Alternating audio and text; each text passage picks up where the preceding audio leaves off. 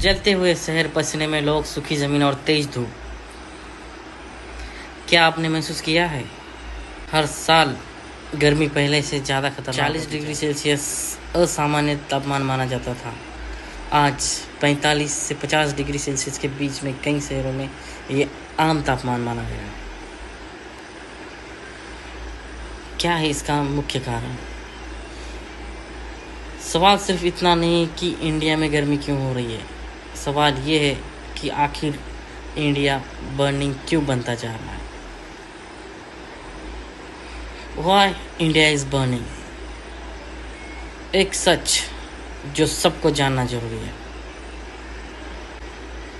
पहला कारण, climate change. दुनिया भर में बढ़ता कार्बन इमिशन धरती को लगातार गर्म कर रहा है। कोयले, पेट्रोल, डीजल और फैक्ट्री से निकलने वाली गैसेस धरती की गर्मी को बाहर आने नहीं देती। इसे कहते हैं ग्रीन हाउस इफेक्ट। भारत जैसे देशों पर इसका असर दूसरा और ज़्यादा दिखा। तेजी से बढ़ता हुआ अर्बनाइजेशंस। पहले जहाँ पेड़ थे अब कंक्रीट के जंगल बन गए हैं। उदाहरण में देखें, गुजरात में अहमदाबाद, दिल्ली, मुंबई, इन जगहों पर पेड़ कम और कंक्रीट की सड़कें और इमारतें ज़्यादा दिखेंगी। दिन भर गर्मी सोखती है और रात को ये धीरे धीरे वही गर्मी छोड़ती है। इस वजह से शहर में गांव से 2 से 5 डिग्री सेल्सियस तापमान ज़्यादा नोट किया जाता है। इसे अर्बन हीट आइसलैंड इफेक्ट कहा जाता है।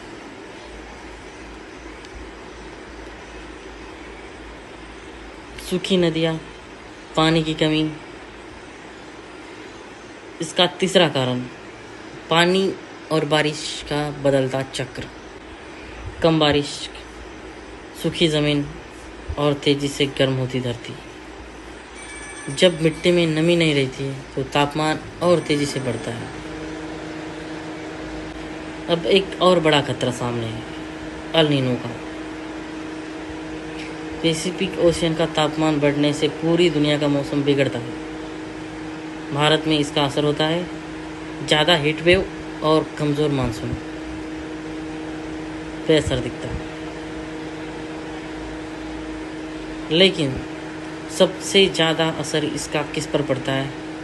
वो है गरीब मजदूर, रिक्शा चलाने वाले, खेती करने वाले किसान और वो लोग जिनके पास एसी नहीं। बल्कि एक छोटे टॉय ट्रैक्टर ने। एक्सट्रीम हीट अब सिर्फ मौसम नहीं, एक हेल्थ क्राइसिस बना हुआ है। 2026 में भारत के कई शहर दुनिया के सबसे गर्म शहरों में शामिल हो चुके हैं। कुछ इलाकों में तापमान 45 से 47 डिग्री सेल्सियस तक चला गया और ये कारण है जो पेड़ कटाई, pollution, carbon emission, ozone layer deflection. इसकी वजह से इंडिया में सबसे ज़्यादा टेम्परेचर बढ़ रहा है। अगर बात करें पोल्यूशन, जो कारखानों से निकलने वाला धुआं है, कार्बन है, वो क्लाउड में चला जाता है। और जैसे कुछ गैसेस है, SF6 है, कार्बन है या कोई गैसेस है जो हवा में मिक्स हो जाएगी, वही बाद में ओजोन लेयर डिफ्लेक्शन बढ़ जाएगा।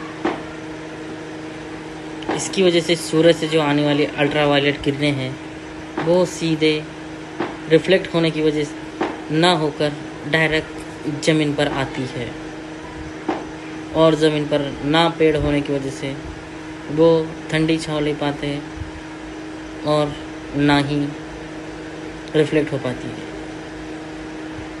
इस ज़मीन में वो सीधा आती है, ज़मीन एब्जॉर्ब कर लेती है और उसी को रात को छोड़ती है। बहुत ही आगे चल के एक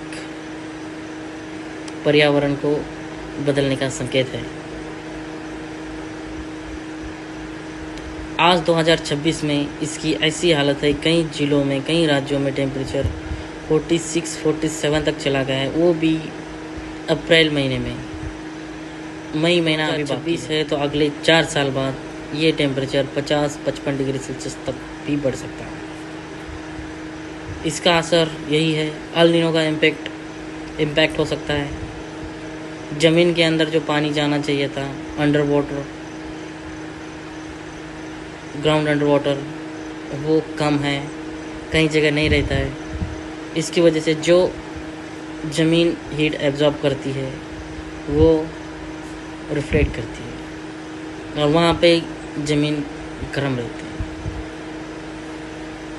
जहाँ पे ग्राउंड अंडर वाटर रहेगा वो एरिया ठंडा हो सकता है। बात करें सबसे ज़्यादा अगर टेम्परेचर पड़ता है वो दिल्ली, अहमदाबाद, गुजरात में अहमदाबाद, मुंबई जैसे बड़े बड़े शहरों में टेम्परेचर बहुत ज़्यादा हाई रहता है। बात अभी की करें तो अभी अहमदाबाद में 46 डिग्री सेल्सियस 47 डिग्री सेल्सियस तक टेम्परेचर गया हुआ है। और महाराष्ट्र में नागपुर, विदर्भ जो एरिया है उसमें 46.9, 43, 44 तो डेली ऑन एंड डेट जो टेम्परेचर है वो अवेलेबल है। इस हालत में मजदूरों के ऊपर, जो काम करने वाले, कंस्ट्रक्शन में काम करने वाले लोग हैं, उनके ऊपर बहुत इम्पैक्ट होगा। हीट वेव की वजह से कई लोगों की जान तक चली गई है। इसको किस तरह से हैंडल करना है, कैसे करना है, अभी महाराष्ट्र गवर्नमेंट ने शक्तिपीठ मार्ग बनाने के लिए कई हजारों पेड़ तोड़े। पेड़ काटे हैं तो पेड़ लगाना भी पड़ेगा। एक पेड़ के बदले 10 पेड़ स्कीम लाइए, आप लगाइए।